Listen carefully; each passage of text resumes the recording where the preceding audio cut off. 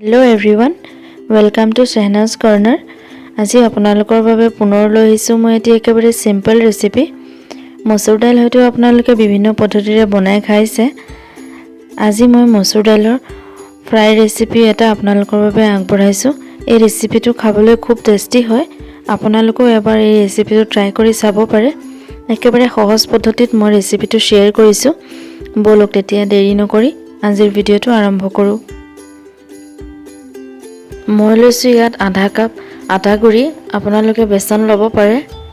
ডাঙৰ সাইজৰ দুটা পিয়াজ মই মিহি মিহিকৈ আধা পিছা কৰি লৈছোঁ। কেইটামান কেঁচা জলকীয়া মই আধা পিছা কৰি লৈছোঁ এনেদৰে। চাহ চামুচেৰে 2 চামুচ মই লৈছোঁ ইয়াত জলকীয়া গুড়ি। আধা চামুচ লৈছোঁ মই হালধি গুড়ি আৰু 1.5 চামুচ মান লৈছোঁ মই ইয়াত জিৰা গুড়ি। 250 গ্ৰাম মই মচুৰ দাইল ইয়াত প্ৰায় 2 ঘণ্টামান তিয়াই ৰাখিছিলোঁ। তিয়াই ৰখাৰ কাৰণে দাইলবোৰ অকণমান ফুলি গৈছে আৰু এই দাইলখিনি মই এতিয়া পিচি ল'ম। দাইলখিনি মই মিক্সিত এনেদৰে পিচি লৈছোঁ। দাইলখিনি মই একেবাৰে মিহি কৰি পেলোৱা নাই, আধা পিচাহে কৰিছোঁ। আৰু এতিয়া মই দাইলখিনিৰ লগত গোটেই সামগ্ৰীখিনি মিহলাই ল'ম। দাইলৰ পেষ্টখিনিত মই এতিয়া আটা গুড়িখিনি দি দিছোঁ।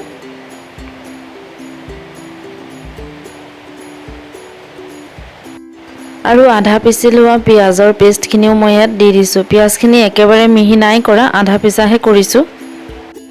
এতিয়া মই ইয়াত গোটেই মছলা সামগ্ৰীখিনি দি দিম আৰু ভালদৰে গোটেইখিনি মিলাই ল'ম। গোটেই সামগ্ৰীখিনি ইয়াত এড কৰি লোৱাৰ পাছত মই ইয়াত হাতেৰে গোটেইখিনি মিলাই লৈছোঁ ভালকৈ। মই কোনো ধৰণৰ ইয়াত পানী ব্যৱহাৰ কৰা নাই, কাৰণ দাইলখিনি বহুত সময় তিয়াই ৰাখিছিলোঁ। তিয়াই ৰখাৰ ফলত দাইলখিনি একেবাৰে কোমলি আছিলে আৰু দাইলখিনিৰ ভিতৰলৈকে ধুনীয়াকৈ পানীখিনি সোমাই আছিলে। সেয়েহে মই ইয়াত পানী ব্যৱহাৰ কৰা নাই। মই ইয়াত আটা লৈছোঁ, আপোনালোকে আটাৰ সলনি বেচনো ব্যৱহাৰ কৰিব পাৰে। মই যিহেতু আটা লৈছোঁ। আৰু এতিয়া মই গোটেই পেষ্টটো ভালকৈ মঠি লৈছোঁ।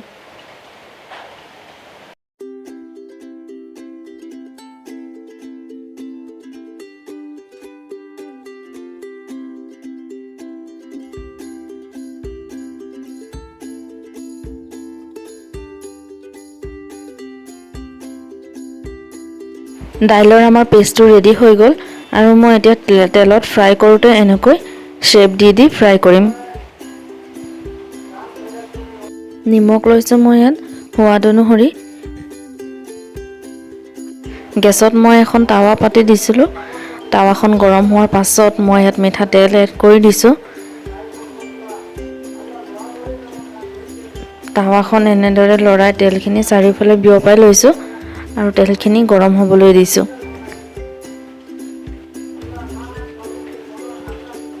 তেলখিনি আমাৰ গৰম হৈ গ'ল আৰু মই ইয়াত পেষ্টখিনি এনেকৈ শ্বেপ বনাই তেলত এৰি দিছোঁ। আপোনালোকে আপোনাৰ পচন্দ অনুসৰি শ্বেপ দিব পাৰে। মই এনেদৰে গোটেইখিনি টাৱাখনত দি দিম।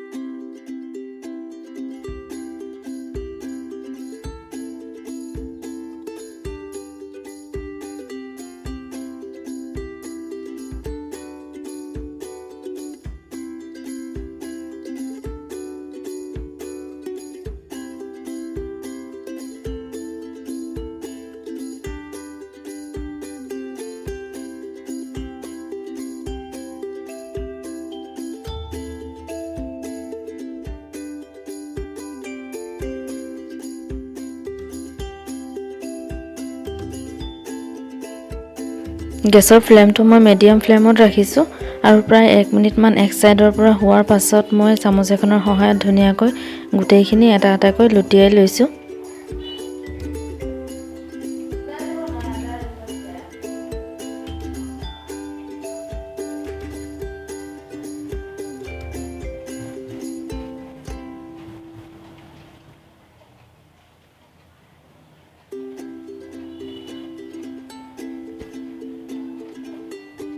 এনেকৈ প্ৰায় 1 মিনিটমানৰ পাছে মই এনেকৈ গোটেইখিনি এবাৰ এবাৰকৈ লুটিয়াই লৈছোঁ।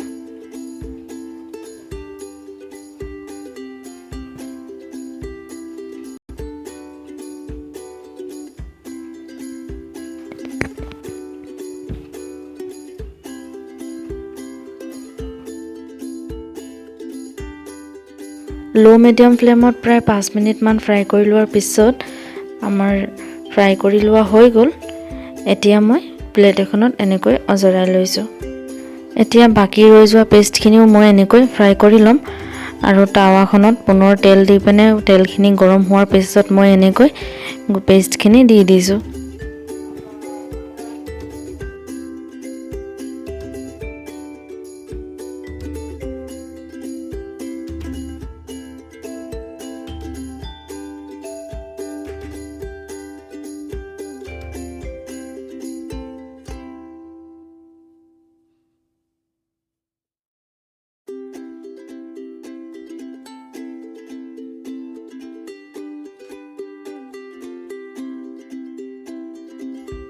মচুৰ দাইলৰ এই ফ্ৰাই ৰেচিপিটো খাবলৈ খুব টেষ্টি হৈছিল। আপোনালোকেও এবাৰ ট্ৰাই কৰি চাব পাৰে। একেবাৰে কম সময়ৰ ভিতৰতে বনাব পৰা এই ৰেচিপিটো নিশ্চয় আপোনালোকে এবাৰ ট্ৰাই কৰি চাব। যদিহে মোৰ ভিডিঅ'টো ভাল লাগিল তেন্তে লাইক, কমেণ্ট আৰু শ্বেয়াৰ কৰিবলৈ নাপাহৰিব আৰু মোৰ চেনেলটো ছাবস্ক্ৰাইব কৰি দিব। কাষতে থকা বেল আইকনটো প্ৰেছ কৰি দিব যাতে আগলৈ আৰু এনেকুৱা ধৰণৰ ভিডিঅ' পাই থাকে তাৰ বাবে। ধন্যবাদ।